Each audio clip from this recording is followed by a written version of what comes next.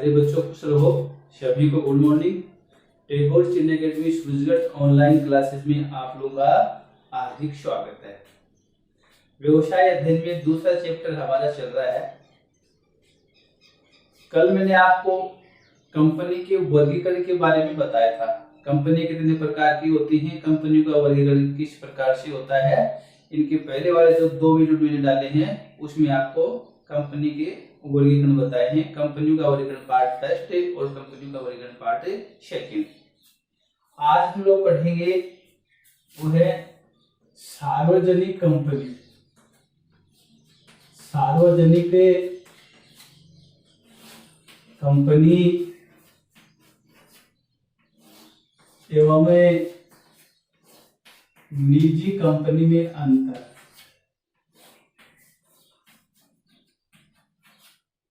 Company में अंतर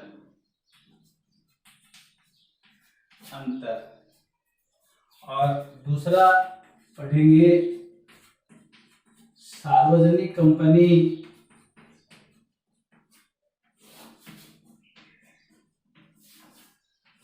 व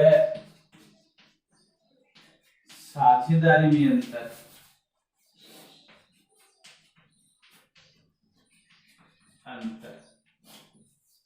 ठीक है। पब्लिक कंपनी एंड पार्टनरशिप में डिफरेंस करेंगे और public company and private company जो होती है उसके अंदर हम लोग अंतर पढ़ेंगे, कौन कौन से अंतर होते हैं। तो पहले पढ़ेंगे सार्वजनिक कंपनी एवं निजी कंपनी में अंतर। तो सार्वजनिक कंपनी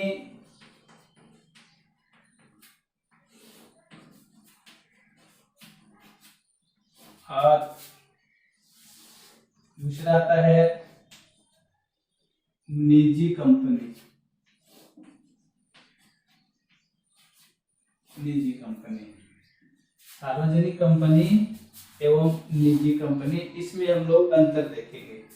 और अंतर करने के लिए पहले हम लिखेंगे अंतर का आधार, बेस ऑफ डिफरेंस। अंतर का जो आधार है उसके आधार पे हम लोग देखेंगे अंतर का आधार। पहला जो आता है वो है सदस्य संख्या। और सदस्य संख्या में पहले है न्यूनतम सदस्य संख्या। न्यूनतम सदस्य संख्या जोड़ेंगे, न्यूनतम सदस्य संख्या। तो सार्वजनिक कंपनी में न्यूनतम सदस्य संख्या जो होती है वो 7 होती है। न्यूनतम सदस्य इसके अंदर कम से कम 7 होते हैं। और निजी कंपनी में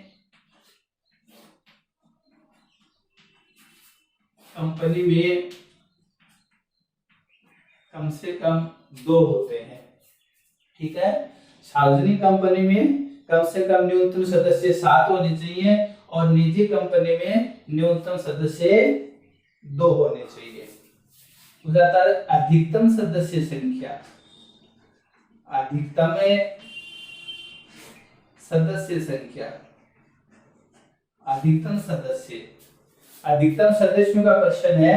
सार्वजनिक कंपनी में अधिकतम सदस्य होते हैं,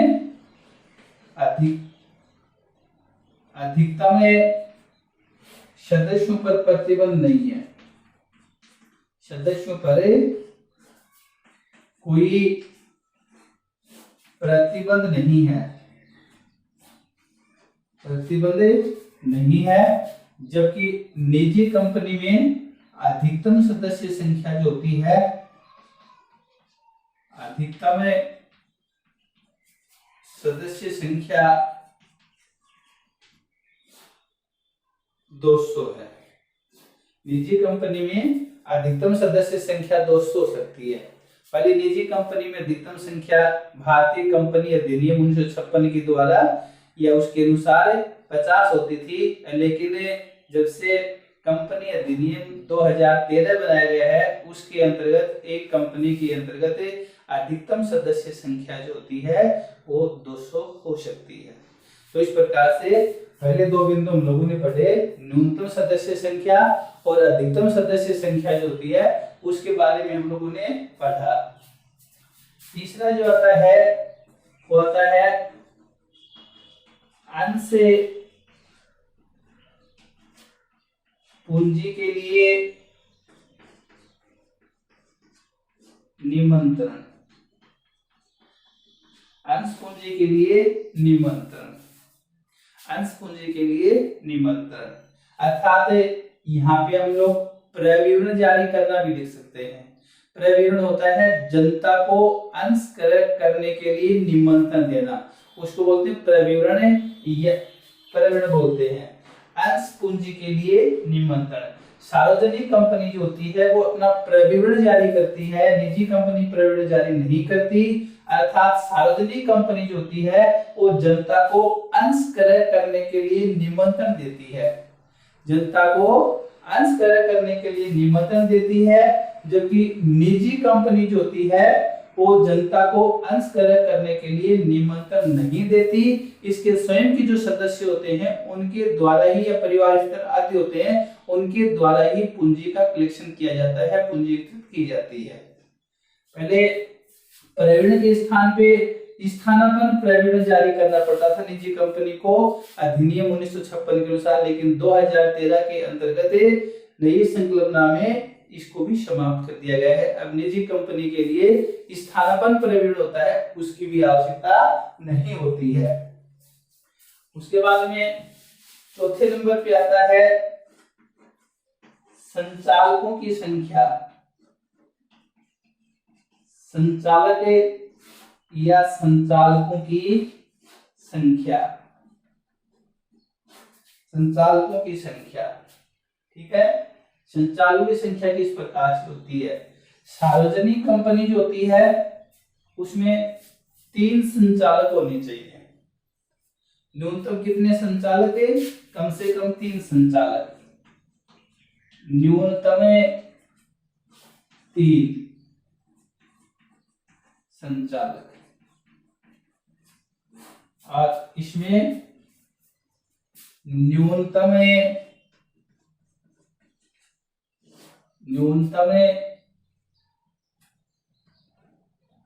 2 संचालक, 2 संचालक होने चाहिए। तो इस प्रकार से पहला मैंने आपको बताया न्यूनतम सदस्य संख्या, तो आप बता सकते हो सार्वजनिक कंपनी में न्यूनतम सदस्य कम से कम 7 होने चाहिए, निजी कंपनी में कम से कम 2 होने चाहिए। अधिकतम सदस्य संख्या, सार्वजनिक कंपनी में अधिकतम सदस्य संख्या जो होती है उस पर कोई प्रतिबंध नहीं है, लेकिन एक सार्वजनिक कंपनी की सदस्य संख्या जो होती है उसके जितने अंश होते हैं उनसे अधिक नहीं हो सकती, उनके बराबर हो सकती है, इक्वल हो सकती है, उनके अधिक नहीं हो सकती, क्योंकि जितने अंश होंगे उतने तो सदस्य होंगे, अंशधारी तो सदस्य होते हैं कंपनी के, तो जितने सदस्य होते हैं उतनी ही इसकी संख्या हो सकती है, बराबर हो सकती है, ज्यादा नहीं हो सकती। और निजी कंपनी जो है इसमें प्रतिबंधित है, अधिनियम 2013 के अनुसार 200 है। उसके बाद में संचालकों की जो संख्या है इसमें न्यूनतम 2 होती है निजी कंपनी में, और सार्वजनिक कंपनी में कम से कम 3 हो सकती है। तीसरा मैंने आपको बताया था प्रविवरण जारी करना या जनता को अंश पूंजी क्रय करने के लिए, अंश क्रय करने के लिए निमंत्रण देना।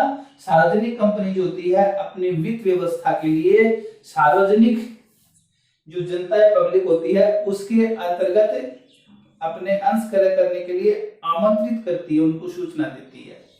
अनेक प्रकार के समाचार पत्र वगैरह जो होते हैं उनके माध्यम से, और निजी कंपनी जो होती है वो अंश क्रय करने के लिए जनता को आमंत्रित नहीं करती है। उसके बाद में 5वां तो इसके अंतर्गत आता है, 5वां बिंदु हम लोग देखेंगे वो है स्वतंत्र संचालक। स्वतंत्र संचालक, स्वतंत्र संचालक। सार्वजनिक कंपनी जो होती है, सार्वजनिक कंपनी में कम से कम 1/3 स्वतंत्र संचालक होने चाहिए। कितने संचालक होते हैं? जैसे 15 संचालक होते हैं, उसमें से कम 1/3 जो होते हैं वो स्वतंत्र होने चाहिए, जबकि निजी कंपनी में ऐसा कोई नियम नहीं है। निजी कंपनी के लिए ऐसा कोई नियम नहीं है, ऐसा कोई नियम या रूल नहीं है। ठीक है, यह है स्वतंत्र संचालक जो होते हैं। उसके बाद में जो आता है वो आता है प्रबंधकीय पारिश्रमिक। प्रबंधकीय पारिश्रमिक, प्रबंधकीय पारिश्रमिक के आधार पे निजी कंपनी और सार्वजनिक कंपनी में जो अंतर है, प्रबंधकों का जो पारिश्रमिक होता है, सार्वजनिक कंपनी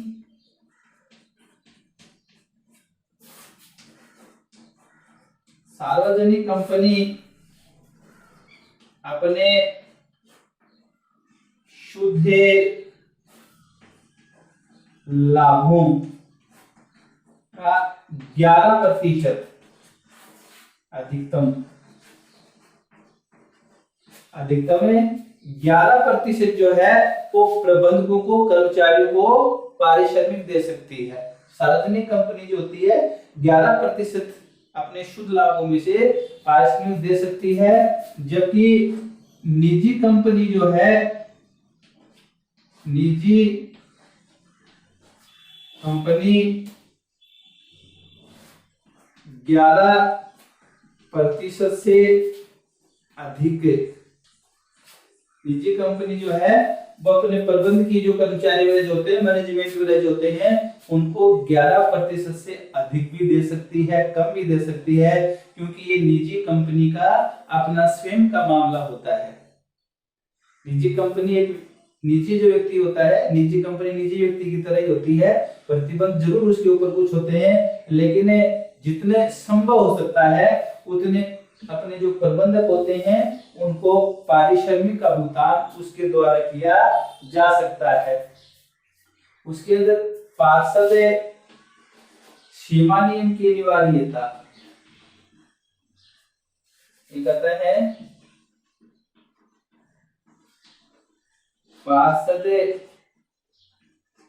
सीमा नियम की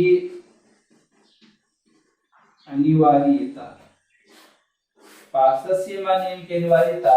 सार्वजनिक कंपनी के लिए पार्षद सीमा नियम जो होता है वो बनाना अनिवार्य होता है, इसमें अनिवार्य है। पार्षद सीमा नियम इसके लिए अनिवार्य होता है, इसके लिए अनिवार्य नहीं होता। अगर पार्षद अंतर नियम अगर देखते हैं वो इसके लिए बनाना अनिवार्य नहीं है, जबकि इसके लिए बनाना अनिवार्य होता है पार्षद अंतर नियम। अगर पार्षद अंतर नियम, सीमा नियम इसके लिए अनिवार्य होता है, अंतर नियम होता है वो इसके लिए ठीक होता है। ठीक है, और निजी कंपनी जो है उसके लिए पार्षद सीमा नियम अनिवार्य नहीं होता है, अंतर नियम बनाना इसके लिए अनिवार्य होता है, और अंतर नियम भी पार्षद सीमा नियम के अकॉर्डिंग ही बनाया जाता है, ये इसके अंतर्गत होता है। उसके बाद में आता है अंशों का हस्तांतरण।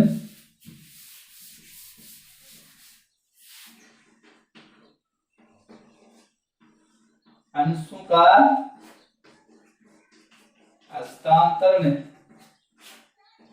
अंशों का हस्तांतरण हम लोग देखते हैं। सार्वजनिक कंपनी का कोई भी सदस्य जो होता है स्वतंत्रता पूर्वक अंशों का हस्तांतरण कर सकता है। किसी भी प्रकार का प्रतिबंध नहीं है। सार्वजनिक कंपनी के अंशों का हस्तांतरण जो होता है, शेयर जो होते हैं उनको आसानी के साथ हस्तांतरित किया जा सकता है, जबकि निजी कंपनी के जो अंश होते हैं उन पे निजी कंपनी प्रतिबंध लगाती है या अंतर नियम में कुछ प्रतिबंधों के आधार पर ही हस्तांतरण कर सकती है, लेकिन स्वतंत्र रूप से अपने जो अंश होते हैं उसको हस्तांतरित नहीं किया जा सकता है। उसके बाद में आती है वार्षिक रिपोर्ट। वार्षिक रिपोर्ट, वार्षिक रिपोर्ट, वार्षिक रिपोर्ट। सार्वजनिक कंपनी जो होती है उसको अपनी वार्षिक रिपोर्ट जो है वो रजिस्ट्रार को भेजनी पड़ती है। सार्वजनिक कंपनी जो होती है उसको हर साल जो होती है वो अपनी वार्षिक रिपोर्ट जो है वो देनी पड़ती है, जबकि निजी कंपनी जो होती है और उसको अपनी वार्षिक रिपोर्ट रजिस्ट्रार के समक्ष प्रस्तुत नहीं करनी पड़ती। रजिस्ट्रार के समक्ष प्रस्तुत नहीं करनी पड़ती है। तो उसके बाद में एक और हम देख सकते हैं, वो है लिमिटेड या प्राइवेट लिमिटेड। लिमिटेड या प्राइवेट लिमिटेड सार्वजनिक कंपनी जो होती है उसको अपने नाम के आगे लिमिटेड शब्द लगाना पड़ता है, लिमिटेड शब्द लगाना पड़ता है, जबकि निजी कंपनी जो होती है उसको अपने नाम के बाद में जो है प्राइवेट लिमिटेड शब्द लगाना पड़ता है। यानी ये लिमिटेड और ये प्राइवेट लिमिटेड ये वैसे होते हैं। तो ये है सार्वजनिक कंपनी और निजी कंपनी में अंतर। तो हम लोगों ने विस्तार से पढ़ा। एक बार फिर सुन लो, एक बार फिर मैं आपको बता देता हूं कि सार्वजनिक कंपनी और निजी कंपनी, सार्वजनिक कंपनी और निजी कंपनी में कौन कौन से अंतर होते हैं ये हम लोगों ने पढ़ा।